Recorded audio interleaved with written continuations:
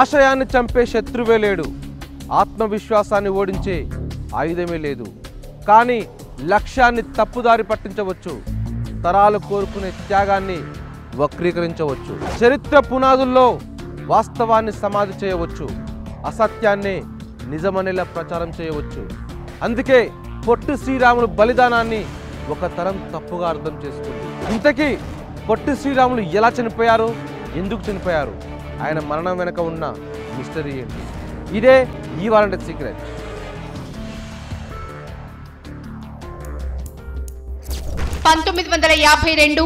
December 15 Madras. అర్ధ సత్యాలతో చరిత్రను నింపటానికి అర్ధరాత్రి ముంచుకొస్తోంది. మహోన్నత ఆశయం కోసం బలిపీఠమెక్కిన మహానుభావుడి త్యాగాన్ని వక్రీకరించే కాలం వచ్చింది. ఇక పొట్టి శ్రీరాములు బతకటం అసాధ్యం. ఇక మిగిలింది ఆఖరి క్షణాలి.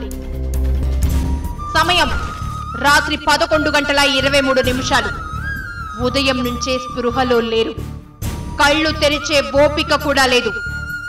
దీక్ష మొదలుపెట్టి 58 రోజులైంది. 24 కేజీల బరువు తగ్గారు. శరీరం పూర్తిగా చల్లబడింది. పొట్టి శ్రీరాములు ప్రాణాలు అనంత వాయువుల్లో కలిశాయి. ఆశయ సాధనలో ఆయన ఊపిరి ఆగింది. ఆంధ్ర జాతి కోసం ఒక ప్రాణం ఆత్మార్పణ చేసుకుంది. పొట్టి శ్రీరాములు బలిదానంతో మద్రాస్ రాష్ట్రంలోని తెలుగు ప్రజలు భగ్గుమన్నారు. మద్రాస్ నుంచి విశాఖ వరకు ఆందోళనలు జరిగాయి. కొన్ని ప్రాంతాల్లో నిరసనలు హింసాత్మకంగా మారి పోలీస్ కాల్పులకు దారితీశాయి. చివరికి ప్రజా ఉద్యమానికి తలొగ్గిన నాటి ప్రధాని జవహర్లాల్ నెహ్రూ డిసెంబర్ 19న ప్రత్యేక ఆంధ్ర రాష్ట్రాన్ని ఏర్పాటు చేస్తున్నట్లు ప్రకటించారు. ప్రత్యేక రాష్ట్ర కాంక్ష ప్రజల్లో బలంగా ఉన్నప్పుడు కేంద్రం ఎందుకు నిర్ణయం తీసుకోలేదు? పొట్టి శ్రీరాములు ప్రాణాలు పోయే వరకు ఎదురు చూసిందా? అసలు ఏ లక్ష్యంతో శ్రీరాములు ఆమరణ దీక్షకు కూర్చున్నారు? ఈ ప్రశ్నలు అమరజీవి మరణంలో ఏదో మర్మం ఉందన్న అనుమానాలకు కారణమయ్యాయి. అసలు పొట్టి శ్రీరాములు ఎవరు? ఆంధ్ర రాష్ట్ర డిమాండ్ ఎప్పటి నుంచి ఉంది? ఆంధ్ర రాష్ట్ర ఏర్పాటు కోసం మొట్టమొదట దీక్ష చేసింది ఎవరు? భాషా ప్రయుక్త రాష్ట్రాలపై నెహ్రూ ఆలోచనలు ఎలా ఉండేవి? ఆంధ్ర రాష్ట్రం ఎప్పుడు ఏర్పాటైంది? మద్రాసుపై వివాదం ఎలా మొదలయ్యింది? పొట్టి శ్రీరాములు మరణానికి దారితీసిన రాజకీయ పరిణామాలు ఇవి. 1901 మార్చి 16న మద్రాస్ అన్నా పిళ్ళై వీధి 165 నెంబర్ ఇంటిలో గురవయ్య, మహాలక్ష్మమ్మలకు పొట్టి శ్రీరాములు జన్మించారు. పూర్వీకులది నెల్లూరు జిల్లా పడమటి పాలెం. 20 ఏళ్ల వరకు శ్రీరాములు మద్రాసులోనే చదువుకున్నారు. తరువాత బొంబాయిలోని శానిటరీ ఇంజనీరింగ్ పూర్తి చేసి రైల్వేలో చేరారు. ఈ సమయంలోనే శ్రీరాములకు పెళ్లైంది. నెలకు 250 రూపాయల జీతంతో 4 ఏళ్లు పనిచేశారు. కానీ 1928లో బిడ్డ చనిపోయింది. కొన్ని రోజులకే భార్య కూడా మరణించటంతో శ్రీరాములు కోలుకోలేకపోయారు. 25 ఏళ్లకే జీవితంపై విరక్తి కలిగి ఉద్యోగానికి రాజీనామా చేశారు. ఆస్తిని తల్లికి, అన్నదమ్ములకు పంచిపెట్టి గాంధీజీ శిష్యుడిగా సబర్మతి ఆశ్రమంలో చేరారు. మహాత్ముడి మార్గంలో స్వాతంత్ర్య ఉద్యమంలో పాల్గొన్నారు. 1930 ఉప్పు సత్యాగ్రహం, క్విట్ ఇండియా ఉద్యమాల్లో పాల్గొని శ్రీరాములు జైలుకెళ్లారు. రాజ్కోట్తో పాటు కృష్ణా జిల్లా కొమరవోలు గ్రామ పునర్నిర్మాణంలో కీలకంగా పనిచేశారు. ఎర్నేని సుబ్రహ్మణ్యం స్థాపించిన గాంధీ ఆశ్రమంలో చేరారు. నెల్లూరు జిల్లాలో చరఖా వ్యాప్తి కోసం కృషి చేశారు. శ్రీరాములకు కుల మతాల పట్టింపు లేదు. ఎవరి ఇంట్లో అయినా భోజనం చేసేవారు. 1946లో దళితులకు ఆలయ ప్రవేశం కల్పించాలని డిమాండ్ చేస్తూ నెల్లూరులో నిరాహార దీక్ష చేసి విజయం సాధించారు. దళితుల సంక్షేమం కోసం చట్టాలు చేయాలని మద్రాస్ ప్రభుత్వంపై ఒత్తిడి తెచ్చేవారు. ఆయన దీక్షలకు స్పందించిన ప్రభుత్వం వారంలో ఒకరోజు ఖచ్చితంగా హరిజనోద్ధరణ కోసం కలెక్టర్లు పనిచేయాలని చట్టం చేసింది. ఆమరణ దీక్ష మొదలు పెట్టడానికి ముందు నెల్లూరులో దళితుల కోసం శ్రీరాములు పనిచేశారు. బోర్డుపై నినాదాలు రాసి మెడలో వేసుకుని ప్రచారం చేసేవారు. కాళ్లకు చెప్పులు, గొడుగు కూడా లేకుండా మండే ఎండలో ఆయన ప్రచారం జరిగేది. ఒక దశలో ఆయన్ను పిచ్చివాడంటూ కొంతమంది కాంగ్రెస్ నేతలే వెక్కిరించారు. కానీ దళితుల కోసం ఆయన నిబద్ధత చూసి మహాత్ముడు ఆయన్ను మెచ్చుకున్నారు. శ్రీరాములు లాంటి వాళ్ళు 10 మంది ఉంటే ఏడాదిలో దేశానికి స్వాతంత్ర్యం వచ్చేదన్నారు గాంధీజీ. మద్రాస్ స్టేట్ లో తెలుగు ప్రజలకు ప్రత్యేక రాష్ట్రం ఉండాలన్న డిమాండ్ 1910 నుంచే ఉంది. తెలుగు ప్రజల ఆకాంక్షను గుర్తించి 1919లోనే ఆంధ్ర కాంగ్రెస్ ప్రత్యేక శాఖను ఏర్పాటు చేశారు.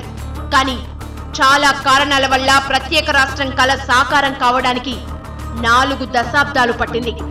స్వాతంత్ర్యం వచ్చాక ప్రత్యేకాంధ్ర కోసం కాంగ్రెస్ నేతలు లాబీయింగ్ పెంచారు. భాషా ప్రయుక్త రాష్ట్రాల ఏర్పాటుకు నాటి ప్రధాని జవహర్ లాల్ నెహ్రూ వ్యతిరేకంగా ఉండేవారు. భాష పేరుతో రాష్ట్రాలు ఏర్పాటైతే భిన్నత్వంలో ఏకత్వంగా ఉండే మన దేశం సమగ్రతకు మంచిది కాదని ఆయన భావించేవారు. ఆంధ్ర కాంగ్రెస్ నేతల డిమాండ్కు తలొగ్గిన నెహ్రూ 1949లోనే 3 సభ్యులతో జేవీపీ కమిటీ వేశారు. నెహ్రూతో పాటు పటేల్, పట్టాభి సీతారామయ్య అందులో సభ్యులుగా ఉన్నారు. ప్రత్యేకాంధ్ర ఏర్పాటు చేయాలని ఆ కమిటీ సిఫారసు చేసింది. కానీ మద్రాస్ పై ఆంధ్రులకు ఎలాంటి హక్కు ఉండదని తేల్చింది. అంటే పొట్టి శ్రీరాములు దీక్ష చేయడానికి 2 ఏళ్ల ముందే ప్రత్యేక రాష్ట్రం ఏర్పాటుకు రంగం సిద్ధమైంది. కీలకమైన విషయం ఏంటంటే మద్రాస్ లేకుండా ఆంధ్ర రాష్ట్రాన్ని ఏర్పాటు చేయాలన్న కేంద్ర నిర్ణయాన్ని ఎవరూ వ్యతిరేకించలేదు. ఎందుకంటే మద్రాస్ కావాలన్న కోరిక కోస్తా ఆంధ్ర, రాయలసీమల్లో మెజారిటీ ప్రజల్లో లేనే లేదు. అందుకే పెద్దగా వ్యతిరేకత రాలేదు. 1949 నవంబర్ 12న Andhra Congress party JVP committee సిఫార్సులను ఆమోదిస్తూ తీర్మానం చేసింది. టంగుటూరి ప్రకాశం పంతులు, కళా వెంకట్రావు, బులుసు సాంబమూర్తి, ఎన్జీ రంగా లాంటి కీలక నేతలు దీనిపై సంతకాలు చేశారు. ఆపై పంపకాల కోసం 1949 డిసెంబర్ 7న 8 మంది సభ్యులతో మద్రాస్ ప్రభుత్వం పార్టిషన్ కమిటీ ఏర్పాటు చేసింది. ఆంధ్ర తరపున ప్రకాశం పంతులు, కళా వెంకట్రావు, బెజవాడ గోపాల్ రెడ్డి, నీలం సంజీవరెడ్డి, తమిళుల తరపున కుమారస్వామి రాజా, భక్త వత్సలం, మాధవ మీనన్, టిటి కృష్ణమాచారి కమిటీలో ఉన్నారు.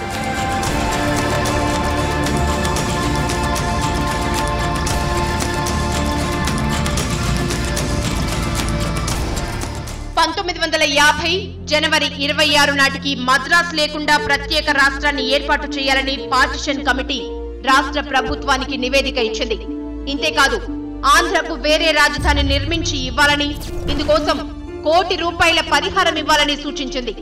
ఈ రిపోర్ట్ను ఆమోదించిన ప్రభుత్వం 1950 ఏప్రిల్ 1 నాటికి మద్రాస్ లేకుండా ఆంధ్ర రాష్ట్రం ఏర్పాటు చేయాలని నిర్ణయించింది.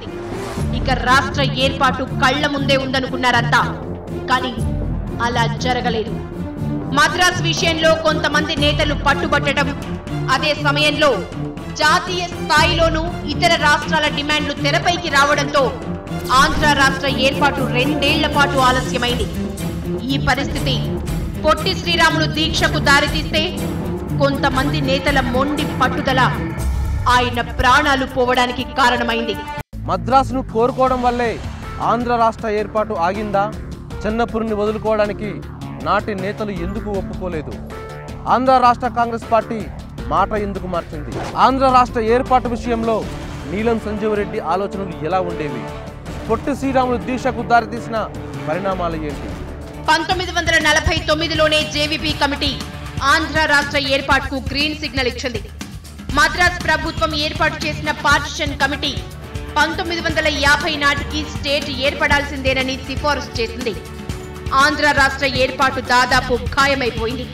కానీ చివరి నిమిషంలో ప్రకాశం పంతులు మద్రాసు రాజధానిగా ఆంధ్ర రాష్ట్రం కావాలని డిమాండ్ చేశారు. మద్రాసును చీఫ్ కమిషనర్ స్టేట్ అంటే కేంద్ర పాలిత ప్రాంతం చేయాలని నీలం సంజీవరెడ్డి అన్నారు. ఆ డిమాండే ఆంధ్ర చరిత్రను మార్చేసింది. ప్రకాశం పంతులు మరికొందరు నేతలు మద్రాస్ కోసం పట్టుబట్టడమే పొట్టి శ్రీరాములు ప్రాణాలు పోవడానికి ప్రధాన కారణమన్న విమర్శలున్నాయి. మద్రాస్ రాష్ట్ర ముఖ్యమంత్రిగా పనిచేసిన ప్రకాశం చెన్నపురి లేకపోతే నష్టపోతామని భావించారు. కానీ అది ఆచరణ సాధ్యమో కాదో ఆయన ఆలోచించలేకపోయారన్న వాదనలున్నాయి. మద్రాస్ కావాలన్న మొండితనంతో ఆంధ్ర రాష్ట్ర ఏర్పాటును తామే అడ్డుకున్నారు. ఆలస్యం కావడానికి కారణమయ్యారు. అందుకే జేవీపీ కమిటీ సిఫారసు తర్వాత పంపకాల వరకు వచ్చిన రాష్ట్ర ఏర్పాటు ఆగిపోయింది. భాషా ప్రయుక్త రాష్ట్రాల ఏర్పాటుపై స్పష్టత లేకుండానే తెలుగు వాళ్లకు ప్రత్యేక రాష్ట్రం ఇవ్వడాన్ని దేశంలో ఇతర ప్రాంతాల వారు జీర్ణించుకోలేకపోయారు. అందుకే కొత్త రాష్ట్రాల డిమాండ్లు పుట్టుకొచ్చాయి.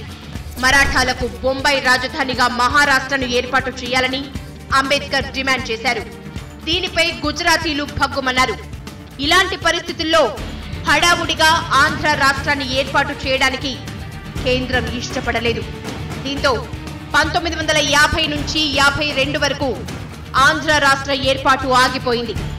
దీనికి నిరసనగా కాంగ్రెస్ నేత స్వామి సీతారాం ఆమరణ నిరాహార దీక్షకు కూర్చున్నారు. 35 రోజుల పాటు దీక్ష కొనసాగింది. ఆయన దీక్షను అటు కేంద్రం ఇటు మద్రాస్ ప్రభుత్వం పట్టించుకోలేదు. క్రమంగా ఆరోగ్యం క్షీణించడంతో ఆచార్య వినోబా భావే సూచనతో 1951 సెప్టెంబర్ 20న సీతారాం దీక్షను విరమించారు. ఆంధ్ర తమిళ నేతల మధ్య మద్రాస్పై వాదోపవాదాలు ఇంకా ఎక్కువయ్యాయి. మద్రాసులో పుట్టి పెరిగిన పొట్టి శ్రీరాములకు ఆ ప్రాంతంపై సహజంగానే ప్రేమ ఎక్కువ. మద్రాస్ కోసం జరుగుతున్న గొడవతో పొట్టి శ్రీరాములు కలత చెందారు. ఆంధ్ర రాష్ట్ర ఏర్పాటు వెంటనే జరగాలంటూ 1952 అక్టోబర్ 20న మద్రాసులోని బులుసు సాంబమూర్తి ఇంట్లో దీక్షకు దిగారు. కానీ ఖచ్చితంగా మద్రాస్ కావాల్సిందే అని ఆయన పట్టుబట్టలేదు. చెన్నపురి ఎవరికి దక్కాలన్నది అక్కడి ప్రజలే నిర్ణయించుకోవాలని, దీనిపై అన్ని ప్రాంతాల నేతలు చర్చించి పరిష్కారం కనుక్కోవాలని శ్రీరాములు కోరుకున్నారు. ఒకవేళ మద్రాస్పై పరిష్కారం కుదరకపోతే దాంతో సంబంధం లేకుండానే ఆర్టికల్ 3 ప్రకారం ఆంధ్ర రాష్ట్రాన్ని ఏర్పాటు చేయాలని ఆయన స్పష్టంగా డిమాండ్ చేశారు. చెన్నపురి ఆంధ్ర రాష్ట్రానికి దక్కాలనే భావన ఉన్నా దానికోసం శ్రీరాములు మొండిగా పట్టుబట్టలేదని ఆయన మాటలను బట్టి అర్థమవుతోంది. నగరంపై పరిష్కారం రాకపోతే ఆర్టికల్ 3 ప్రకారం ఆంధ్ర రాష్ట్రం ఇవ్వాలన్న డిమాండ్ను బట్టి ప్రత్యేక రాష్ట్రం ఆలస్యమవుతోందన్న ఆవేదనే ఆయనకు ఎక్కువగా ఉన్నట్లు తెలుస్తోంది. కేంద్రం ఒప్పుకుని పంపకాల దాకా వచ్చిన రాష్ట్ర విభజన ఆగిపోవడంతోనే ఆయన దీక్షకు దిగారు. దీక్షలో శ్రీరాములు ఆరోగ్యం బాగా క్షీణించిన దశలో కేంద్రం రాష్ట్ర ఏర్పాటును ప్రకటించింది. అయినా ఆయన చుట్టూ ఉన్న కొందరు నేతలు ప్రాణాలు కాపాడే ప్రయత్నం చేయలేదన్న విమర్శలున్నాయి. మద్రాస్ కోసమే పట్టుబట్టి ఆయన ప్రాణాలు పోవడానికి కారణమయ్యారు. దీన్ని పూర్తిగా వక్రీకరించి చరిత్ర పుస్తకాల్లో రాశారు. దీన్నే తరాలుగా ప్రచారం చేస్తూ వచ్చారు. నాటి పత్రికల్లో వచ్చిన కథనాలే చరిత్ర వక్రీకరణకు సాక్ష్యాలు చెబుతున్నాయి. పొట్టి శ్రీరాములు దీక్ష మొదలైన తర్వాత రోజే అప్పటి తమిళనాడు కాంగ్రెస్ అధ్యక్షుడు పి సుబ్బరాయన్ స్పందించారు. చెన్నపురిని వదులుకుంటే ఆంధ్ర రాష్ట్ర నిర్మాణం తేలిక అవుతుందని అన్నారు. కానీ దీక్ష రెండో రోజు నీలం సంజీవరెడ్డి కొత్త ప్రతిపాదన తెరపైకి తెచ్చారు. మద్రాసు సిటీని చీఫ్ కమిషనర్ స్టేట్ అంటే కేంద్ర పాలిత ప్రాంతం చేయాలని డిమాండ్ చేశారు. పొట్టి శ్రీరాములు దీక్ష మొదలైన 10వ రోజు ఆంధ్ర కాంగ్రెస్ పార్టీ యూటర్న్ తీసుకుంది. అప్పటిదాకా మద్రాస్ లేకుండా ఆంధ్ర రాష్ట్ర ఏర్పాటుకు ఓకే చెప్పిన పార్టీ నిర్ణయాన్ని మార్చుకుంది. అప్పటికి 2 ఏళ్ల క్రితం తీర్మానానికి మద్దతిచ్చిన నీలం సంజీవరెడ్డి ప్లేటు ఫిరాయించారు. మద్రాస్ పై ఆంధ్రులు హక్కు వదులుకోరని ప్రకటించారు. మరో 5 ఏళ్ల వరకు రాష్ట్రం ఏర్పాటయ్యే పరిస్థితి లేనందువల్లే ఈ నిర్ణయం తీసుకున్నామని సమర్థించుకున్నారు. అలాంటప్పుడు ఏ లక్ష్యంతో పొట్టి శ్రీరాములుతో దీక్ష కొనసాగించేలా చేశారు? రాష్ట్రం ఏర్పాటు ఆలస్యమవుతుందని చెప్పి ఆయన ప్రాణాలు కాపాడే అవకాశం ఉన్నా నీలం అలా చేయలేదు. శ్రీరాములు దీక్ష కొనసాగేలా చేశారు. అసలు పొట్టి శ్రీరాములు ప్రాణాలు పోయే పరిస్థితి ఎందుకు వచ్చింది? ఆయన దీక్షను ఆపే ప్రయత్నం ఎందుకు జరగలేదు? ఏ లక్ష్యం కోసం దీక్షను కొనసాగించేలా ఆయనపై ఒత్తిడి తీసుకువచ్చారు? ఉమ్మడి మద్రాస్ రాష్ట్రంలో తెలుగు వారికి రాజధానితో అనుబంధం ఎక్కువ. కానీ జనాభా పరంగా మద్రాసులో తమిళులదే మెజారిటీ. అందుకే చెన్నపట్నం రాజధానిగా ఆంధ్ర రాష్ట్ర ఏర్పాటుకు ఏ తమిళ నేత ఒప్పుకోలేదు. దీనిపై భిన్న వాదనలున్నాయి. మద్రాసులో తెలుగు ప్రజలే ఎక్కువగా ఉన్నారని ప్రకాశంతో పాటు ఆంధ్ర నేతలంతా వాదించారు. కానీ వారి వాదన తప్పని 1952 నాటి అసెంబ్లీ ఎన్నికలు నిరూపించాయి. ఆ ఎలక్షన్స్ లో మద్రాస్ సిటీ హార్బర్ నియోజకవర్గం నుంచి ప్రకాశం పంతులు పోటీ చేశారు. కానీ కాంగ్రెస్ అభ్యర్థి కృష్ణారావు చేతిలో ఘోరంగా ఓడిపోయారు. డిపాజిట్ కూడా దక్కలేదు. 11,000 ఓట్లతో ఇబ్రహీం అనే ఇండిపెండెంట్ రెండో స్థానంలో నిలిచాడు. ప్రకాశం పంతులకు 7,000 ఓట్లు మాత్రమే వచ్చాయి. అలాంటప్పుడు మద్రాసులో తెలుగు వాళ్ళు ఎక్కువగా ఉన్నారన్న వాదన ఎంతవరకు నిజం?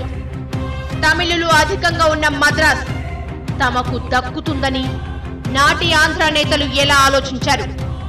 పొట్టి శ్రీరాములుతో దీక్షను ఎందుకు చేయించారు? ఆయన ప్రాణాలు పోతుంటే కాపాడే ప్రయత్నం ఎందుకు చేయలేదు?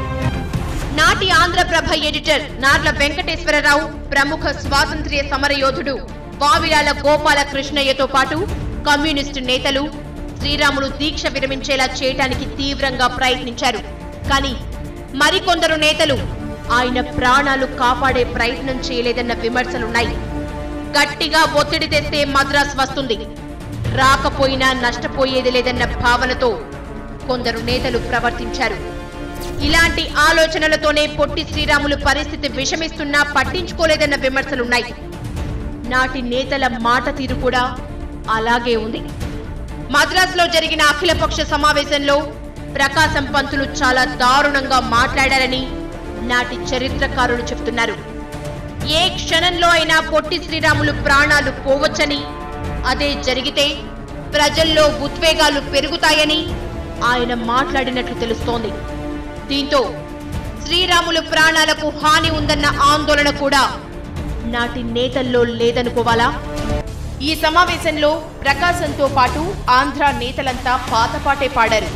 మద్రాసుతో కూడిన ప్రత్యేక రాష్ట్రాన్నే ఏర్పాటు చేయాలని, లేదంటే చెన్నపట్నాన్ని కేంద్రపాలిత ప్రాంతం చేసి ఉమ్మడి రాజధాని చేయాలని తీర్మానం పెట్టారు. కానీ గౌతు లచ్చన్నతో పాటు కమ్యూనిస్టులు దీన్ని వ్యతిరేకించారు. దీనిపై తరిమెల నాగిరెడ్డి, ప్రకాశం వర్గాల మధ్య గొడవ జరిగింది. ప్రకాశం తెచ్చిన తీర్మానాన్ని ఆమోదిస్తే రాష్ట్ర ఏర్పాటు 50 ఏళ్లు వాయిదా పడుతుందని తరిమెల హెచ్చరించారు. ఇలాగైతే శ్రీరాములు ప్రాణాలను కాపాడడం సాధ్యం కాదని ఆవేదన వ్యక్తం చేశారు. కానీ సంఖ్యాబలంతో ప్రకాశం వాదనే నెగ్గింది. ఒక రకంగా శ్రీరాములు మరణ శాసనానికి ఆ సమావేశంలో ఆమోదం లభించింది. చనిపోవడానికి కొన్ని గంటల ముందే పొట్టి శ్రీరాములు పూర్తిగా స్పృహ తప్పారు. అలాంటి పరిస్థితిలో కూడా ఆయనకు ట్రీట్మెంట్ చేయించలేదు. ఎందుకు ఇలా చేశారు? ఆయన ప్రాణాలను ఎందుకు కాపాడలేకపోయారు? శ్రీరాములు చనిపోతే కేంద్రం దిగివచ్చి మద్రాసు ఇస్తుందని ఆశపడ్డారా? వ్యక్తిగత స్వార్థం కోసం ఒక వ్యక్తి ప్రాణాలు బలిపెట్టారా? మద్రాసుపై ప్రేమను చంపుకోలేని నేతలు ఆడిన రాజకీయ క్రీడలో పొట్టి శ్రీరాములు బలయ్యారా? శ్రీరాములు విషయంలో ప్రకాశం, బులుసు సాంబమూర్తి, నీలం సంజీవరెడ్డి వైఖరిని అప్పట్లో చాలా మంది తప్పుబట్టారు. డిసెంబర్ 16 నాటి ఆంధ్రప్రభ పత్రికలో ఎవరు ద్రోహులు పేరుతో నార్ల వెంకటేశ్వరరావు సంపాదకీయం రాశారు. ఆంధ్రుల ఆకాంక్ష నెరవేరడం ముఖ్యమా, ముగ్గురు ముసలివారి మంకుపట్టు నెగ్గడం ముఖ్యమా? లోకమే నిర్ణయించాలి. ఆంధ్ర రాష్ట్రానికి అడ్డుగా నిలుస్తున్నదెవరో, ఆంధ్ర జాతికి ద్రోహం చేస్తున్నదెవరో ప్రజలే తెలుసుకోవాలని నార్ల ఘాటుగా రాశారు. దీనికి కొన్ని వారాల ముందు నుంచే ఆంధ్ర, రాయలసీమల్లో అనేక వర్గాలు శ్రీరాములు ప్రాణాలు కాపాడాలని డిమాండ్లు చేశాయి. మద్రాసు లేకపోయినా ఆంధ్ర రాష్ట్రం ఇస్తే చాలని కోరాయి. శ్రీరాములు దీక్ష కొనసాగేలా చేస్తున్న నేతల తీరుపైన విమర్శలొచ్చాయి. దీనికి నాటి పత్రికల్లో కథనాలు ఆధారాలుగా ఉన్నాయి. కీలక విషయం ఏంటంటే మద్రాసుపై పొట్టి శ్రీరాములు పట్టుబట్టలేదు. ఆంధ్రుల చిరకాల కోరిక ప్రత్యేక రాష్ట్రం తొందరగా ఏర్పాటు కావాలనే ఆయన కోరుకున్నారు. దీక్షతోనైనా కేంద్రం దిగి వస్తుందనుకున్నారు. అలాంటప్పుడు మద్రాసు లేకుండా రాష్ట్ర ఏర్పాటుకు నెహ్రూ ఒప్పుకున్నప్పుడు శ్రీరాములు దీక్ష ఎందుకు విరమించలేదు? మద్రాసు దక్కదని తెలిసినా శ్రీరాములు చుట్టూ ఉన్న నేతలు దీక్షను ఎందుకు ఆపలేదు? ఆయన దీక్షను కొనసాగించేలా ఎవరైనా ఒత్తిడి తెచ్చారా? వాళ్ల తీరు వల్లే ఆయన ప్రాణాలు పోయే పరిస్థితి వచ్చిందా? ఈ ప్రశ్నలకు జవాబు లేదు. అందుకే ఆయన మరణం మిస్టరీగానే మిగిలిపోయింది. భూమి గుండ్రంగా ఉంటుంది, కాలం కూడా అంతే. ఎక్కడ మొదలైందో అక్కడికే వచ్చి ఆగింది. అప్పుడు మద్రాసుపై వివాదం కొనసాగినట్టుగానే ఇక్కడ రాష్ట్ర విభజన సమయంలోనూ హైదరాబాద్ పైన వివాదం నడిచింది. ప్రాణం లేని నగరాలపై నాటి నేతలకున్న మోజునే ఈ తరం నేతలు కూడా కంటిన్యూ చేశారు. కానీ పొట్టి శ్రీరాములు త్యాగాన్ని వక్రీకరించడంలో మాత్రం నాటి నుంచి నేటి తరం నేతల వరకు అందరూ సక్సెస్ అయ్యారు. ఇది ఈ వారం సీక్రెట్. మరో సీక్రెట్తో మళ్ళీ కలుద్దాం. Keep watching V60 News.